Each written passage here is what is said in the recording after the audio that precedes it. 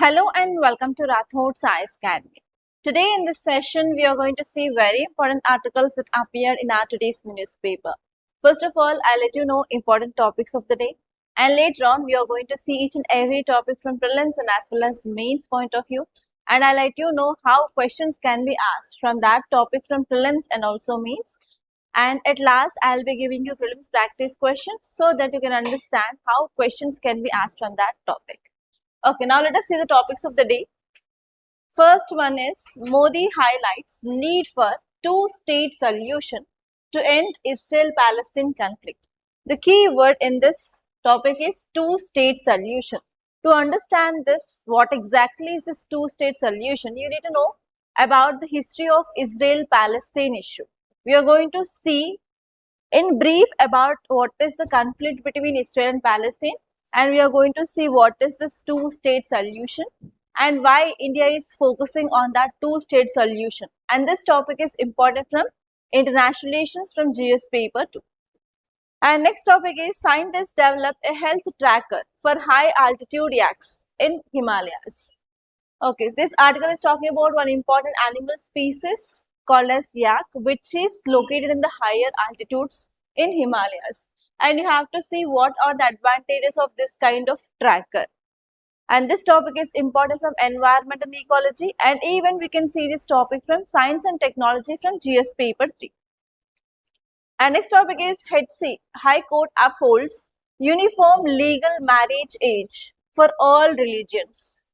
This article is talking about age for marriage for girls especially, and here High Court uphold that yes, we need to have uniform legal marriage age despite of whatever the religion you belong to. This topic is important from GS paper 2 under polity and governance. And next topic is school dropout rate falls across key stages, says report. Our Union Education Ministry released one report, that is UDISC report, and this report highlights that there is decreasing of dropout rate in our country. So here you have to see the data and you have to see what exactly the reasons why there is reduction of dropout rates. And this topic is important from education, which is part of governance from GS paper 2. And next topic is grand ambitious. India's cooperative sector can serve as a worker-centric model of development. Okay, if you are aware about Ministry of Cooperation, it has been 5 years. We came up with that new ministry. So now this article is talking about what are the achievements of this Ministry of Cooperation and how this cooperative sector will be helpful for economic development of our country. This is important from again governance from GS paper 2. And next topic is why does the lifting of gas curbs mean? What does this lifting of gas curbs mean? So here you have to know this word lifting of gas curbs. On this UPSC can give you a prelims based question. And this topic is important from economy from GS paper 3. All of the articles now we are going to see in this class. Yes, now read out the title, guys. Come on, read out the title. What does it mean? Modi highlights need for two-state solution to end Israel-Palestine conflict. Okay, the first keyword is two-state solution, and second one it is talking about what? Israel-Palestine conflict. Okay, if you see how UPSC can give you a question, and if you see the trends of PYQs, UPSC has a tendency to ask about the keyword which is in news.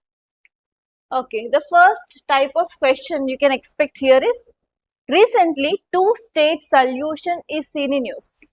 It is between which countries? Option A is which are the countries which are in news now? Nepal, India, Israel, Palestine. Option C will be like China and Japan. So like that it will be giving you the options of countries which are there in news and conflict. That is the first possible question. Simple ABCD option based question can be expected. And second type of question is consider the following statements regarding two-state solution. Under that UPSC can give you 2 to 3 statements and it may ask you to identify correct options or correct statement which is given or incorrect statements. And third type of question you can expect here is match the following question. Match the following. On one row it can give you this kind of solutions which are in use, and another side it will be giving you either countries or what are the proposal of that solution. Okay, in that way UPSC can frame a question. Recently, agreement between which and which country is in use which brokered by Pakistan? Come on, think guys, recall. US and Iran. So like that, what are the agreements which are there in use? They may frame this kind of match the following question. Are you understanding? Okay, so in this three ways you may get a question from prelims. And this international relations is part of your mains from GS paper 2, right? That means you can expect even a mains based question on this two-state solution. How UPSC can frame a question? Here, who gave the statement? Our Prime Minister. Whenever our government delegates, if they give any statements, for sure it will become very important. So how question can be given? Modi highlights the need for two-state solution to end Israel-Palestine conflict. Full stop. Discuss. Comment. Exam. Critically analyze. In this way, UPSC can frame your question. Here you have to understand what exactly the two-state solution is, what are the provisions of it, and what is the role of India to establish peace in West Asia. It is also part of West Asia, right? Israel-Palestine. And we have good relations with Israel country. What we are getting from Israel? Defense equipments. What is that name of missile that we got from Israel? Think guys. Barak 8. Barak 8 is a missile we got from Israel, and Israel is very good in defense technology, and we are purchasing certain equipment from Israel. That means Israel is also very important for India for security purpose. Yes? Okay, now let us see what exactly is this article talking about. Okay, now there is a meet between our Prime Minister and Indonesian President. In that meet, our Prime Minister highlighted about two-state solution. Because of this, it is in news and it is in the front page. Okay, and I want to give you one more tip guys. Whenever you are reading international relations related articles, just focus on articles which are given only in front page. In Hindu, we have a separate page which deals with only world related articles. That kind of articles are important from PSIR optional point of view. But for general studies, only the articles which appeared in the front page is more than enough. Okay, if any article related to IR comes in the front page, there is no choice, you have to go through that article. Clear? In that way, try to select articles wisely. Don't waste your time unnecessarily. Okay, now let us see here. This article is saying that our Prime Minister highlighted about two-state solution. If we come up with this two-state solution, then only we can end this conflict. That is the thing which mainly said by our Prime Minister. Okay, now let us try to understand what is this Israel-Palestine conflict. Just I'll give you a brief idea. In your international relation classes, Sandeep sir will be dealing about that topic in detail. As of now, just remember what exactly the story behind this conflict. Okay. So here you have to know about one community called as Jews. Jews are persecuted minority. You know majority and minority, right? Majority means more number of people, minority is less population. So actually because of the religious belief and because of the foreign culture, so these Jews were persecuted minority. They are like most discriminated people in the world. Then what happened in 1987? At that time, Jews, they started one movement called as Genoist movement. Remember that movement? They started one movement called as Genoist movement, and whatever the persecution they faced. So actually earlier they used to live in place called as Israel. Israel was a homeland of Jews. But at that time before 1897, there was discrimination against them and they were persecuted. From that place, they went to different parts of the world. And after this 1897, they started Genoist movement. And wherever these Jews were spread across the world, they started coming back to their homeland. What is their homeland? Homeland is Israel. And they want to establish Jewish homeland in Palestine now. So for that establishment of again their land, they started one organization called as World Genoist Organization. Once they started this kind of movement and organization, whoever the Jews, they went to other parts of the world, they started coming back. Okay, as a result, what happened? Large number of Jews, they began to flow back to this Palestine, and they started settling there in that ancestral homeland. Okay, and at that time, that area was under control of Britain. As you all know that Britain has different colonies, and even India was a colony of Britain. At that time, that area was under control of Britain. At that time, they came up with one agreement called as Sykes-Picot Agreement. Sykes-Picot Agreement between Britain and France, and with this agreement, that Palestine was taken over by this Britain. Okay, and later on, who was the foreign secretary at that time of British? His name was James Balfour. So James Balfour agreed that okay, let this Jewish people to settle in that area through one declaration called as Balfour Declaration. Because of this Balfour Declaration, now these Jews, they started settling in that Palestine region. Then what happened? So many Jews, they started coming to this Palestine, and thousands of them, they started relocating to Palestine from Europe. So then what happened in this West Asia? Which countries were there? Arab countries. Arab countries means they belongs to Islam, like Islam religion. Now these Arab countries, they started believing that if these Jews are coming and occupying that entire Palestine area, it will be having impact on that Islam countries. So what happened? These Arab countries, they started fighting against them bitterly, and violence had reached its peak. At that time, even British government didn't raise voice against this kind of violence, and directly Britain asked the question to resolve this issue in United Nations in year 1947. Okay, so from that time onwards till today also this issue is going on. There is no permanent solution for this Israel and Palestine issue. Okay, I will show you one image, guys. Just one image, see here. Can you see this image? Earlier, this green color part is Palestine in 1946. And what happened? Slowly, this Jewish, they came and they started settling, and they occupied entire this Palestine. And now you can see Israel. Israel is nothing but a Jewish country. Earlier, this part is entirely Palestinian. But now you can see only the green color spots is Palestine, and remaining entirely is occupied by Jews. So it is now Israel. So here, because of this issue which is going on between Palestine and Israel, now different countries propose that we need to establish a two-state solution. Two-state solution is nothing but we need to have Israel independent state, and one more is Palestine independent state. They should not fight each other, fight against each other. This is called as two-state solution.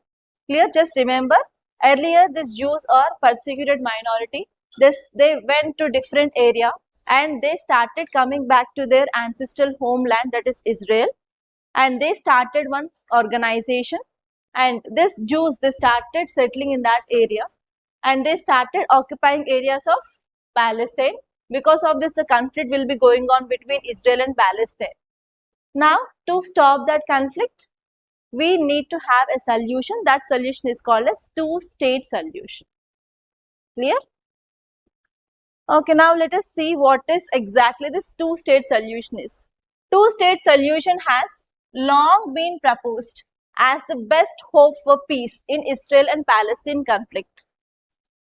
Okay, and they want to provide independent Palestine state and independent Israel state, so that they will be not fighting against each other for their territory. That is the solution base. And why India is focusing and why India is proposing this two-state solution? Because West Asia is very important for India, right? On one side, Israel is important for India for defense. We want to get advanced technology from Israel. we are getting already missiles, and if we want to upgrade our military related equipment, we need to have help of for sure Israel. Okay, and next one here is we are getting oil from these West Asian countries.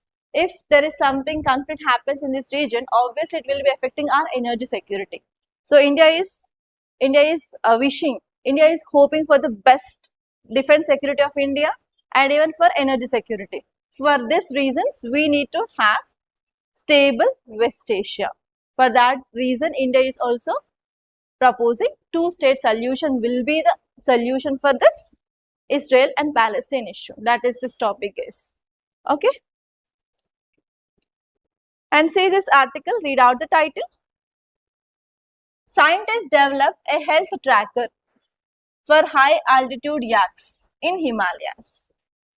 Okay, whatever the image you can see on the screen is yak. I think you might have studied in your LKG or nursery time. A for apple, Y for yak. This is that yak. Okay. So nowadays I am becoming updated with that A for apple, B for ball. Okay, see here how you can expect a question. It is talking about yaks. And you are writing examination for prelims is common for your civils and as well as forest services. If there is any animal in use, that will be very important. How can you expect a question? Consider the following statements regarding yak, and UPSC can give you 2 to 3 statements under it, and it may ask you to identify correct or incorrect. Yes, that is a one possible question. And next one is, this article is saying that we are using technology and scientists developed health tracker. That means, can we use this article when you write about advancement of science and technology? Yes, now we can use advanced technology for tracking of health of animals also. Yes, and whenever you are writing any answer regarding conservation of biodiversity, can we use this? Yes, we can use advanced technology for tracking of health. In that way, we can conserve critically endangered or vulnerable animals. In these 3 areas, you can use this article, guys. One is about using of advancements in conservation of biodiversity. And for conservation of biodiversity, we can use this kind of technology. You can give certain kind of examples as value addition content in your answers. Okay. Now let us see this article.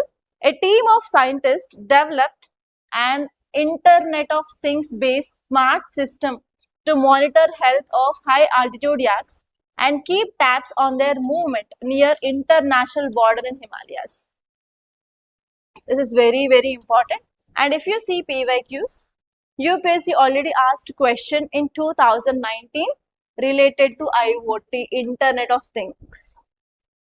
Okay, take out the PYQ book and see from science and technology point of view. In 2019, they gave entirely one side of paper related to this question on IoT. They gave a big paragraph. It is related to what? And they gave just ABCD options. In that, option B is Internet of Things. Like that, UPSC framed a question. If UPSC gave such kind of options in previous years, that means it has tendency to ask once again question in detail about that option, right? So this time IoT, Internet of Things will be very important. In our yesterday's class also I said from science and technology you have to focus on 4 areas, no? In that one is ICT, Information Communication Technology. In that you have to know about machine learning, artificial intelligence, IoT. Okay? Yes, now let us see. Please make a note here. Now scientists developed IoT based smart system, and by this we can monitor the health of yaks and their movement near international border. It is very important. Okay, when you are reading your international relations, you'll know about what exactly the roles played by these nomads. Okay, I'll tell you one example.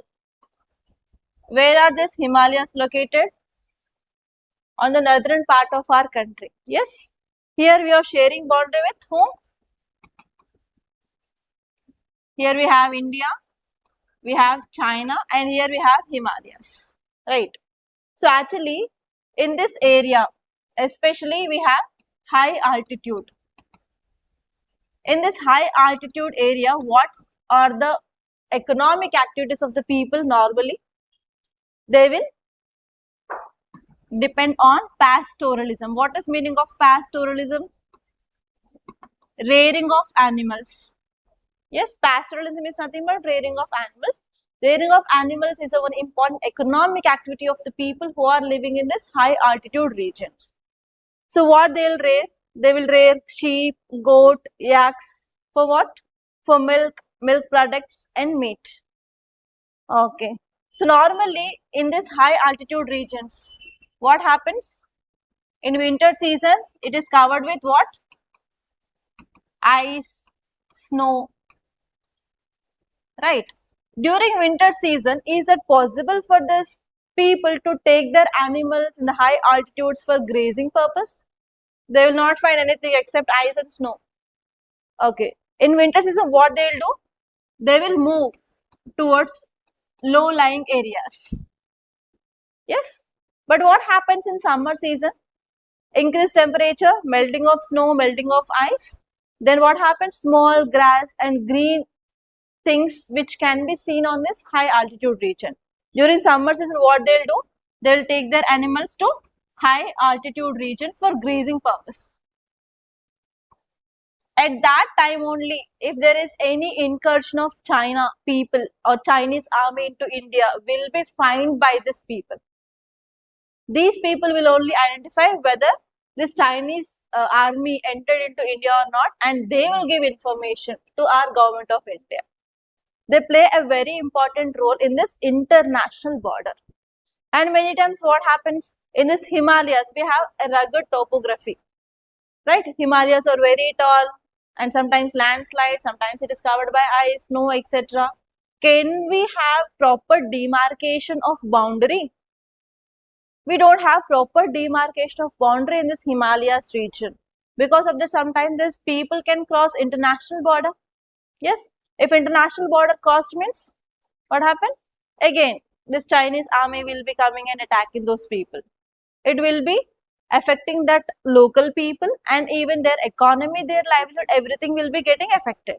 So because of this, now these trackers which are going to be arranged on the neck of these animals, which will track both the health of that act and even where exactly they are moving. They can track the location of these animals also, so that it will be helpful for maintaining the livelihood of these people as well. Okay, so that is this topic is. You have to know all these things to understand this.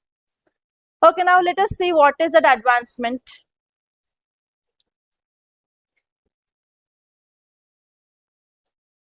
Okay, I said what is the context. Now the team of scientists, they developed technology, that is health tracker, by using Internet of Things, through which we can identify the health of that animal and even we can track the movement across this international border. Okay, what is the technology? So they are going to attach this device on animal collar. And next one here is, this is based on IoT, Internet of Things based smart system. It can be used for geofencing, and as well as we can monitor the health of the act, and we can predict whether these animals are facing stress or not. Why these animals will face stress? Any idea? Okay, now let us take one more example. Let us consider this as Earth's surface.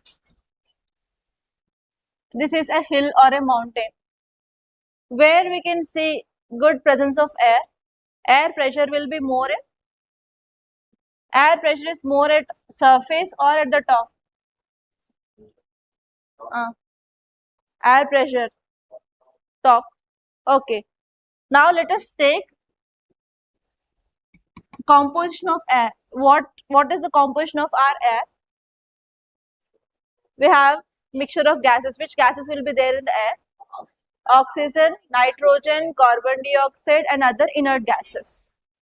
Okay, which gas is more in our air? Nitrogen or carbon dioxide? Nitrogen. What is the percentage of carbon dioxide? Carbon dioxide percentage 0.03. Okay. So what happens? Oxygen content is more at this surface or on the top of the hill.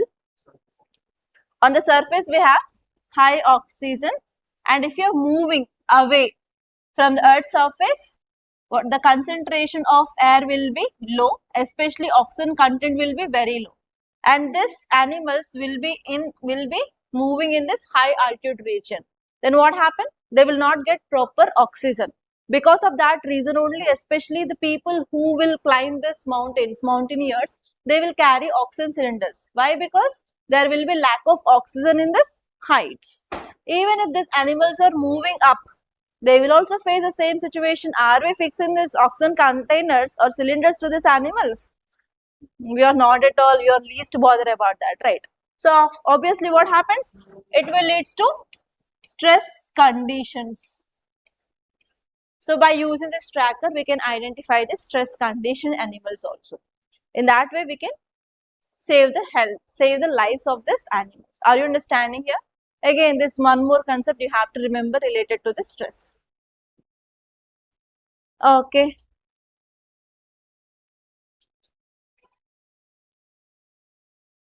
Let us see some facts regarding this yak. It is also called as Indian yak. It is often called as ship of Himalayas. Please make a note. Indian yak is also called as ship of Himalayas.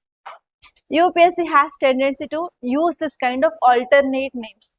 If UPSC directly asks about yak, you can remember everything. If UPSC asks question, consider the following statements regarding ship of Himalayas. Himalayas, ship, what is it? No water, we have ice. How can we use a ship? You have to think more in the examination hall. So you have to remember this alternate names also. Okay. It is also called as ship of Himalayas, and it is an integral part of economy of mountain dwellers, because people will be rearing this yak for meat, milk, and even transportation purpose. And these animals are found about 8,000 feet. 8,000 feet, and they already adapted to this extreme conditions in Himalayas. And according to recent livestock census, there are about 58,000 yaks in India. Okay, almost half of them can be seen in this Ladakh region, and remaining we can see in northeastern part of our country, in Arunachal Pradesh, Sikkim, Himachal Pradesh, and even Uttarakhand also we can see this animal. Okay, yak specialists are called as brokepas. Brokepas are nothing but yak farmers, and they face lots of challenges related to the movement of this livestock across this international border. Okay, why the system has been developed? The reason here is it will become very difficult for these yak herders to maintain these herds across vast rugged landscapes, especially in this extreme cold climate. And even in this area, we have very low oxygen level. Okay, if you want to check physically, means humans, if they want to climb that heights, means obviously it will be difficult for that herders. So if you are using this kind of technology, it will be very easy for tracking of animals. And next one is early detection of illness or injury. So before going to this point, I want to give an example. Recently in my home it happened. In my village we have only one buffalo, one calf. Actually we took that buffalo and some people tied in this field. What happened? We don't know what happened. That tied rope had been broken and it went here and there. It took 1 hour time to search where this buffalo is. Even my 3-year-old boy also went behind my father-in-law to search that buffalo, because he loves buffaloes more. That is the reason. So normally in this plains only we are facing this kind of problems to search buffalo where it is going. You can understand like what will be the situation of that herders if they have to search animals in that height. It will become most challenging for them in this scant or in this oxygen less areas. Okay, for this kind of areas, for sure we have to use this kind of technology to make the life of people easy. And next one is early detection of illness or injury. If it is delayed, means obviously that will lead to the loss of life of that animal. We can save the life of animal by using this kind of things. And next one is manual tracking is time consuming. Rather than that, we can use this kind of technology. Okay, that's it guys, nothing more than that. Yes, read this title. HC upholds uniform legal marriage age for all religions. What is the keyword? Legal marriage age. Now tell me guys, what is the legal marriage age for women or men in India? 21 years for men, for women 18 years. Okay. So why High Court is saying that we need to want uniform legal marriage age? At least guess. Online students, tell me in the comment box. Why High Court is asking now to have a uniform legal marriage age? What do you think? That means in different religions there is different marriage age, because marriage, divorce, adoption comes under civil matters. Do we have uniform civil code implemented in our country throughout? It is there in Article 44 under DPSP. Recently, many states are coming up. Which states we discussed recently? Assam we discussed, Rajasthan, Gujarat, West Bengal. Which states had implemented UCC? Uttarakhand, and one more is Goa. Right? Okay. So here this article is saying that according to Islam, it is guided by Sharia law. You know the Sharia law? The Sharia law says that whenever a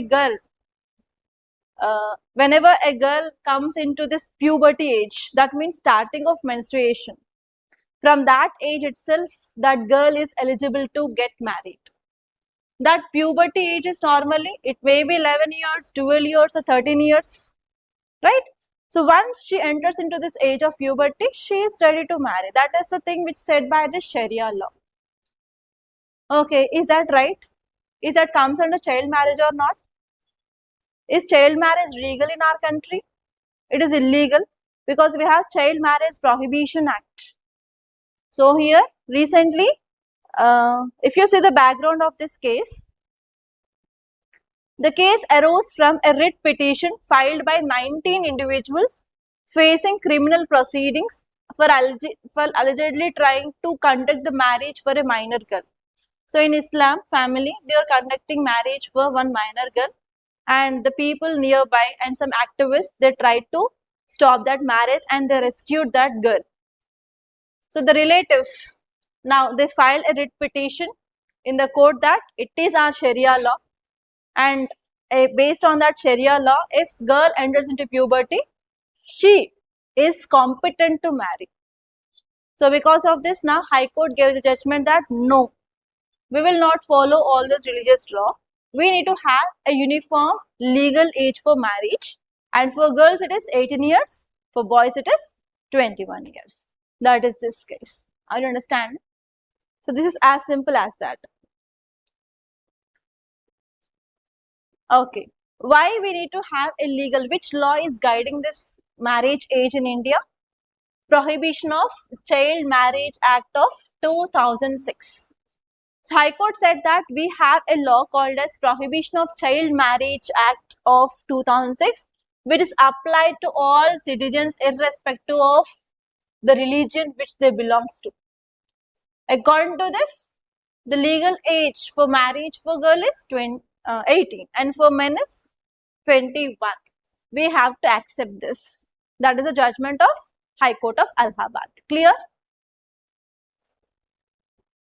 Okay, now let us see what are the legal provisions in India. First one is Prohibition of Child Marriage Act, which says that the legal age for marriage for girls is 18 and boys is 21. And apart from that, we have POCSO. What is POCSO? Prevention of Child from Sexual Offence Act of 2012. Okay, which is protecting children who are below 18 years from sexual offences. Okay, so these two are the legal provisions that are present in India, which is protecting the legal age for girls and boys. Okay, say this next article guys. Read out the title. School dropout rate falls across key stages, says report. And this report is highly authentic report released by Union Education Ministry. Please make a note. Union Education Ministry released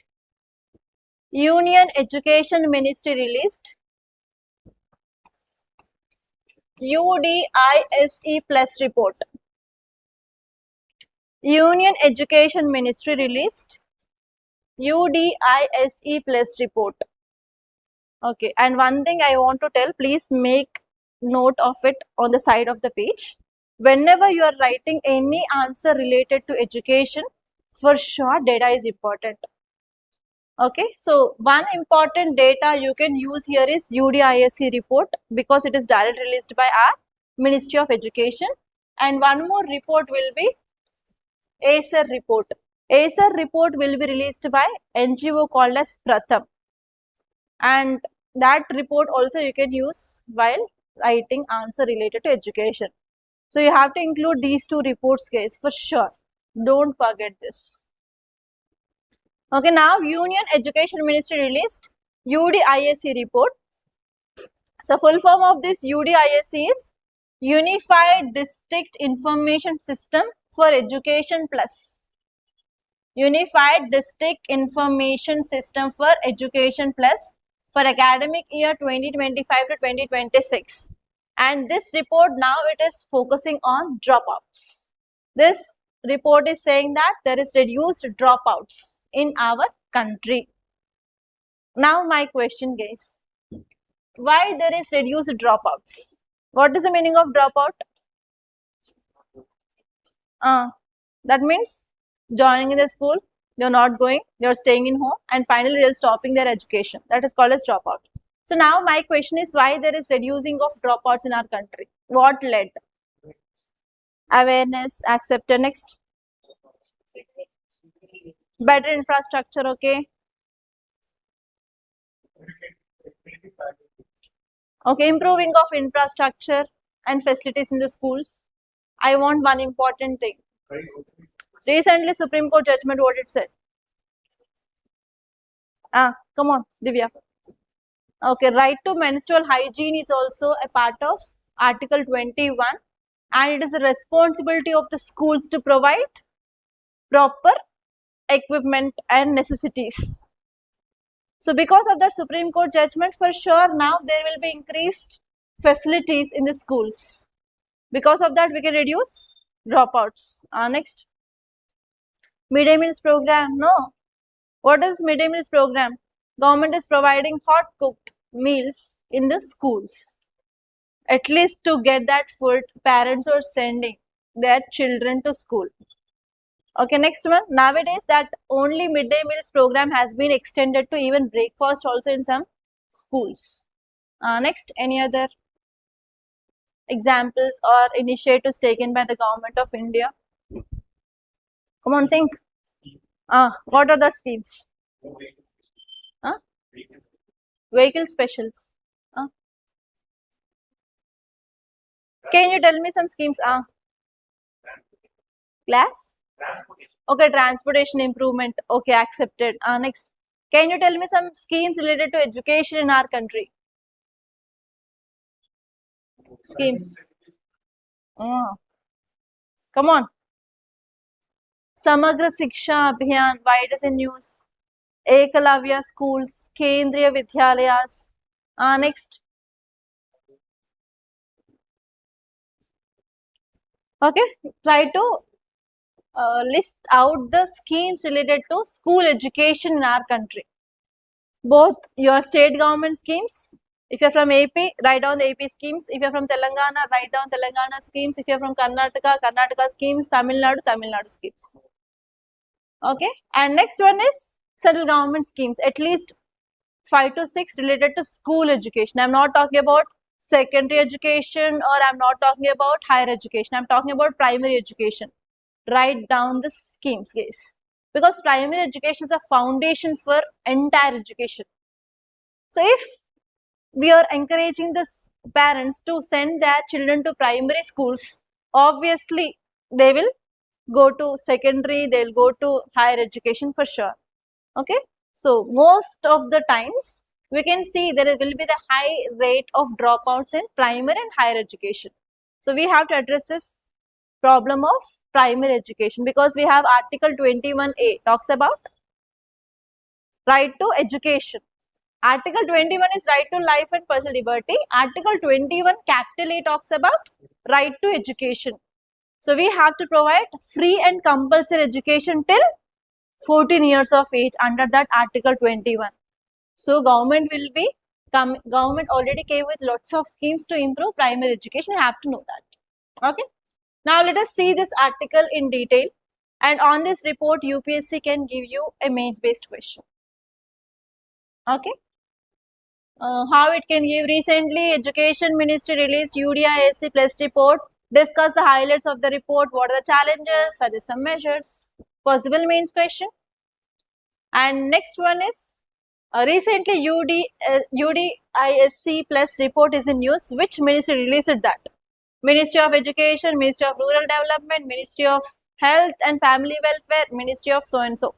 Like that, they will give you ministries also. In this way, UPSC already asked questions in previous years. It may be possible next times also. If there is any report or indices, for sure you have to know which organization released that. Okay, now let us see this in detail. Okay, what exactly this report is revealing? UDISC report indicates that there is notable reduction of dropouts in both preparatory, there is nothing but primary and as well as secondary levels compared to that of previous years. Okay, now it had been around 1.8%. Earlier it is 7% of dropouts. Now it decreased to 1.8% of dropouts. Okay, why these dropouts are declining in our country? The reason here is there is expansion of number of schools which are offering secondary education, and even there is increased accessibility to schools because of improved transportation system, and especially in rural and underserved areas also we are having the schools. Because of this, parents are sending their children to schools. That is the first reason. And next one here is government came up with some targeted interventions like scholarships, midday meals, infrastructure updates, and even in AP, in government schools, they are providing tabs, and even education, English language. There are lots of reels about one school. What is the name of that school? They'll speak extraordinary English. That is only one name. AP guys. That girl only.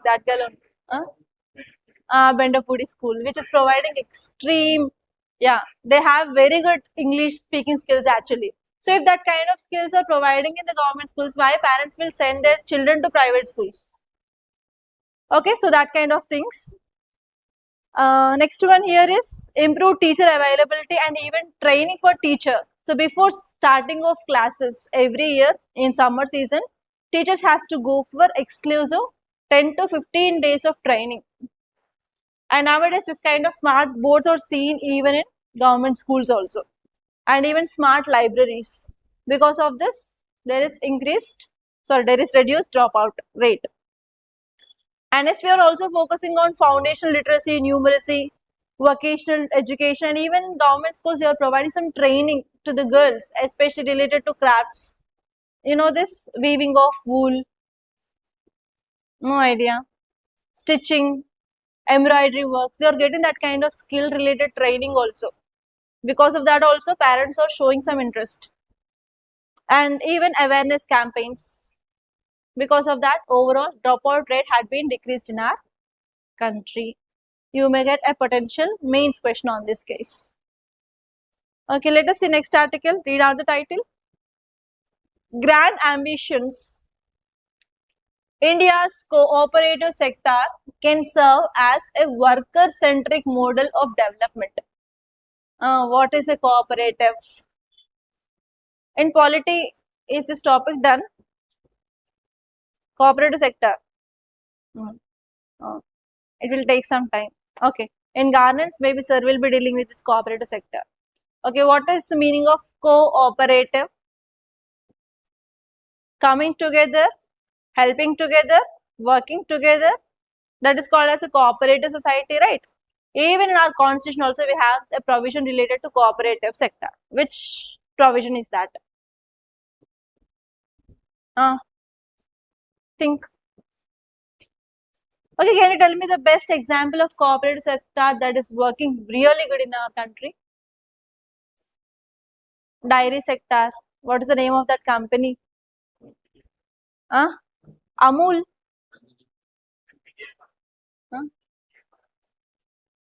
Amul. You can get this, this Amul ice cream, Amul. Amul is the one best example of cooperative sector in our country, which is operated from which state? Yes, Gujarat. Okay, so actually, I want to ask you a question. So, what population of our country? What is the population of our country? Just a rough estimate.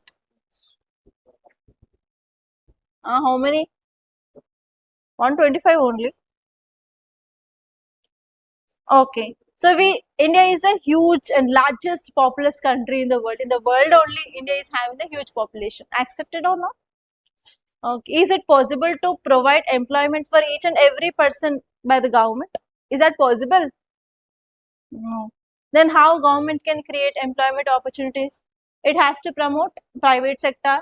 It has to incorporate skills in the people so that the people will start some entrepreneurs. They will become entrepreneurs and they will start their own startups and they will provide opportunities of employment for others. And one more thing here is government can support the people to pool up and they will work together and they will do business and they will share the profits. That is called as cooperative sector. So government is also promoting this cooperative sector in our country. For that reason, exactly 5 years ago, government established one new ministry called as Ministry of Cooperation. Okay, because of the citizen news. Now this article is saying that we have hyper competitive business models in our country which dominate the economic lives of people, and that will lead to undesirable social consequences. For example, if government is promoting only private sector, for example, if government is promoting only this Adani, Ambani, is that right? What happens always is private people will work for their own profits. Because of this, can we ensure the distribution of wealth? That will lead to further wealth inequality, income inequality. Yes? So for that reason, government started promoting this cooperative model. So this cooperative model offers an alternative model. It will focus on cooperation and it will helpful for generation of employment opportunities, especially for this agriculture sector people. In this way, government is trying to increase the income of farmers. For that reason, government established this Ministry of Cooperation, which completed 5 years on July 6th, 2026. And now this article is talking about what are the achievements of cooperative sector in our country. Now let us see exactly what are those achievements. First one is it established a policy and that led to include sectors like agriculture, dairy, fisheries, banking, housing, consumer cooperatives and exports. So this ministry has completed 5 years and it focused on different sectors and it led to growth in different sectors. And next one is it empowered primary agriculture credit societies also. They are nothing but grassroots foundation of rural cooperatives. And through the legal reforms, they are doing around 25 business activities and they are providing livelihood opportunities in these rural areas now. And next one is we also have new national level multi-state cooperative societies also. And we are improving the value chains and we are improving the market access and what are the products which are produced by these cooperatives we can sell through their platforms now, so that we are also reaching global markets or international markets.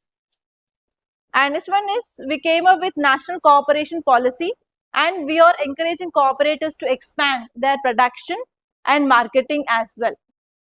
And next one here is our Ministry of Cooperation collaborates with states and as well as center so that it is creating direct market linkages. So these are the achievements of this Ministry of Cooperation from last 5 years.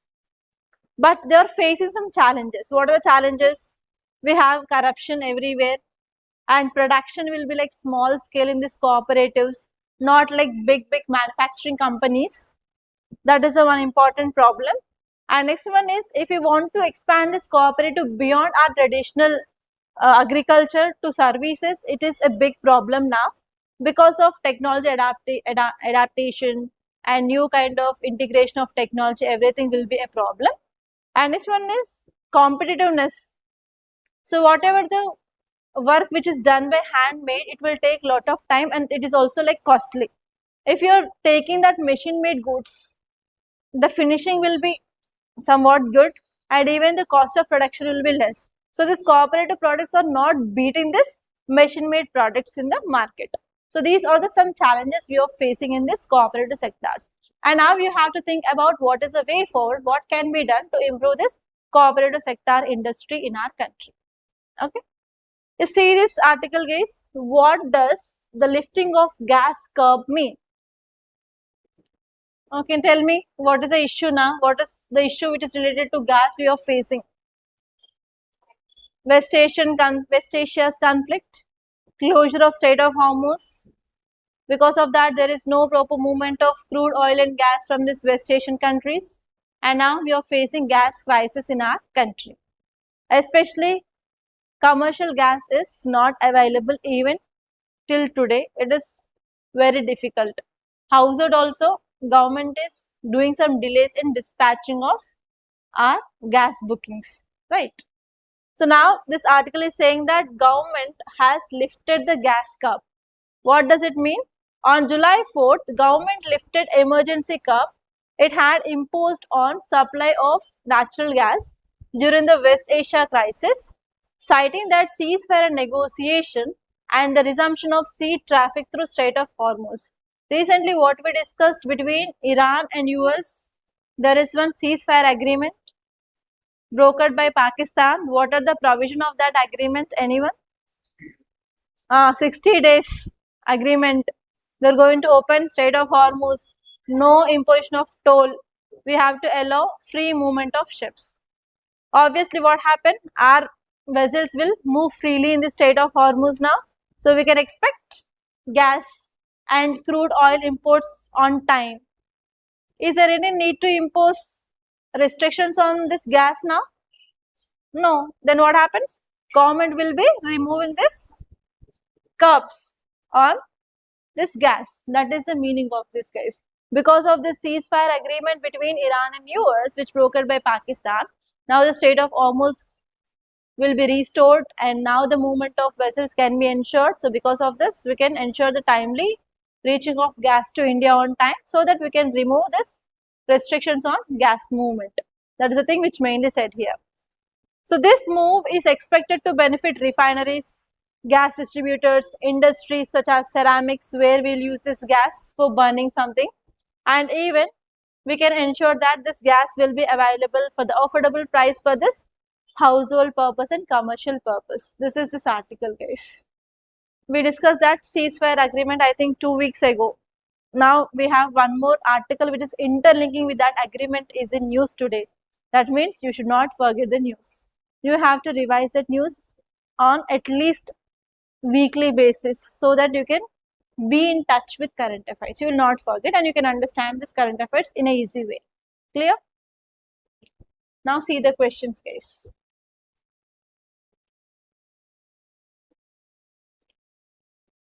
Yes, can you see this?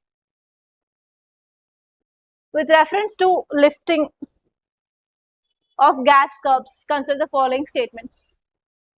First one, gas curbs generally refer to government restrictions on the production, supply, pricing, export or consumption of natural gas. Second one is lifting gas curbs always results in lower domestic gas prices. Government may lift gas curbs when supply improves or energy security concerns decline. Simple question, answer to this question. Huh?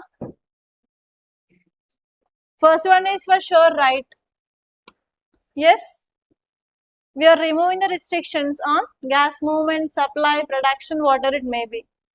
But it always leads to lower domestic natural gas price. Always will be extreme word. You have to identify extreme words like always, only, every, all. Okay, this will be incorrect. Next one is when this gas curb will be removed, whenever we are having proper supply and energy security. Yes, this will be right. So answer will be B, 1 and 3 only. Clear? Okay, see this second question, guys. With reference to two-state solution, consider the following statements. There are three statements. First one is it proposes an independent state of Palestine existing alongside with Israel. Second one, East Jerusalem is claimed by Palestinians as the capital of future Palestinian state. Proposal has been universally accepted and fully implemented.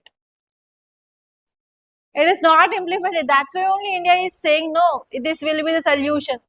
So you can eliminate this third statement. Answer will be between these two. Actually, the proposal under this two-state solution is Jerusalem will be the capital of future Palestinian state. So answer will be B, 1 and 2 only. Okay, next one, see. Consider the following statements regarding yaks. They are important livestock for Himalayan pastoral communities. Yak milk is used for making butter and cheese. Yaks are naturally adapted to low altitude coastal ecosystems. Where we can say this yak? Himalayas. Is it low altitude or high altitude? Eliminate this statement. Answer is 1, 2. It is a common, no, from milk we'll make butter cheese with basic common sense. Don't say that I didn't read that in the book. That is basic, that is based on this common sense that we see in our normal home what is happening. Clear? That's all, guys. By this I'm concluding. Thank you so much for watching, and if you like this class, please hit the like button and please to share this class to your friends. And if you want to start your preparation for your UPSC, we in Rathods IAS, we are going to launch a new batch for GS Prelims Mains Foundation on 18 July, guys. You can join that course either on online or offline. And if you want to know more details about that course, please to call us on this number 8074765513, or else you can visit our academy which is located in Ashok Nagar, Hyderabad. And I wish you all the best.